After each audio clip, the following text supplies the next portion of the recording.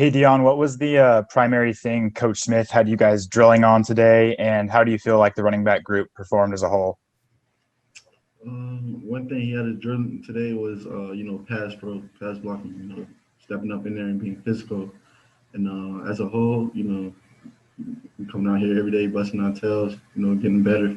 You just see it forming in the offense as we keep going along. How's the transition been for you overall, learning the new run and shoot scheme?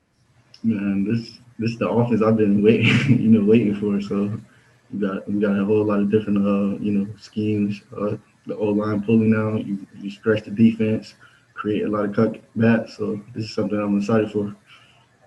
And when we spoke to Justice Rogers and Renard Bell, they both have been flirting with the idea of possible returns to Pullman next year. Is that something that you've considered with the new NCAA allowance, or where are you at mentally with that right now? Where I'm at is like I'm just deciding. It's all depending on how this season goes. We sit 7 games. We just waiting to see how these go, and we go from there. Thank you. Mm-hmm. All right, Brenna Green from Spokane TV. Go ahead, Brenna. Hi, Deon. You kind of touched on it a little bit, but Max talked about the other day about how you guys are going to be doing a lot more running than receiving last year. Is that something that you look forward to in this new offense? I mean, we're going to be doing a lot more running, but a lot of teams don't know we also going to be lined up at receiver also. So that's something I'm excited for because the routes is not only from the backfield, but we get to line up as a receiver around route. So that's what I'm looking forward for. You had 1 or 2 games last year where you definitely had some standout moments. Just what are you looking to build upon this year? What are your goals for this season? Just every game, not only just having one back doing everything. We're gonna have multiple running backs doing a lot. So just everybody eating. That's how I'm a team player. Everybody gets to eat.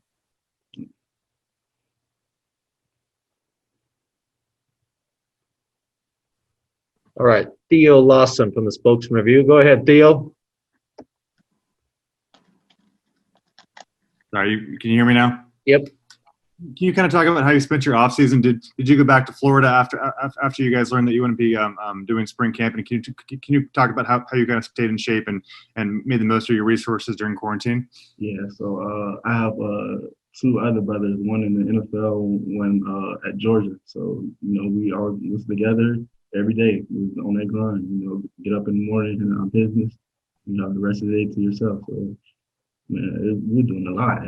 Running hills, lifting weights, pushing cars down the street, doing everything. So I felt like quarantine was something to set me up, so as I get back here, I'll be ready to go. Do you have weights back home in your garage, or do you guys have to go to like a local gym? Or? In the garage, the gyms and everything was closed. So we got to get it how we live. So we was in the garage, outside, or whatever. Has it been hard watching NFL games and watching both your brothers play football without having a chance to be able to compete on Saturdays right now? Yeah, a little bit, but I know it's gonna be better for the long run. So I'm just being patient, waiting my turn, and I know we'll be ready.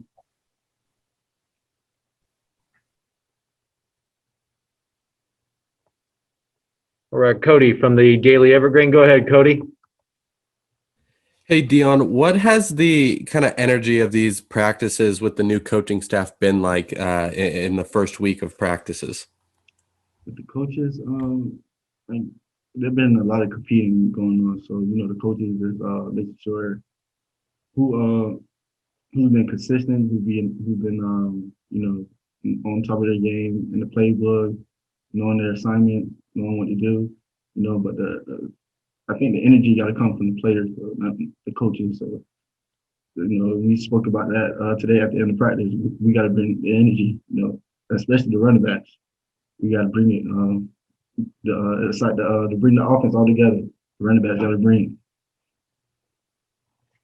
And what has that level of competition been like since the pads have have come on with the offense going against the defense? Has there been a lot of just chippiness and, seeing as it's been such a long time since you guys have actually got to put the pads on? I guess you could say they've been a little rusty, whether it's day 2, day 3.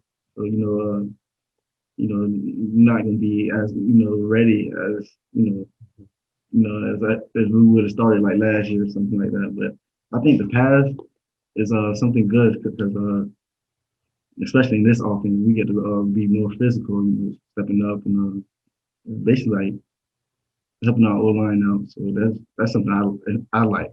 But with bringing the pads on, so I just like being physical. So everything like that been good so far.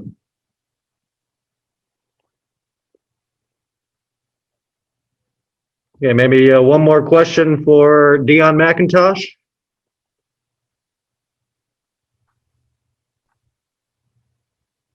All right, Brenna Green, go ahead.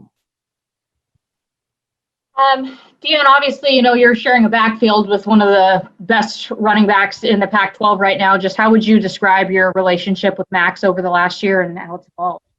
Last year, I guess we couldn't do as much as we wanted, because the system we was in, we had to be in like a, one running back system type of deal.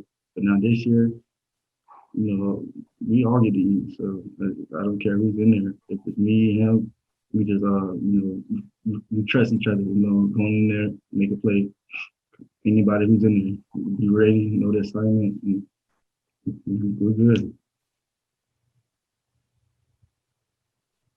Okay, let's go last one with Theo Lawson. Go ahead, Theo. Deon, how tight has the quarterback competition been so far? And what are you kind of seeing from each of the 3 guys, Jaden, Cam, and Gunnar? What do they each kind of do well back there? I mean, every 4 quarterback, they're hungry. That's what I see out of all 4 of them. They're hungry. They're competing every day for that spot. So I'm excited to see who will take the starting jobs. Best of luck to those guys.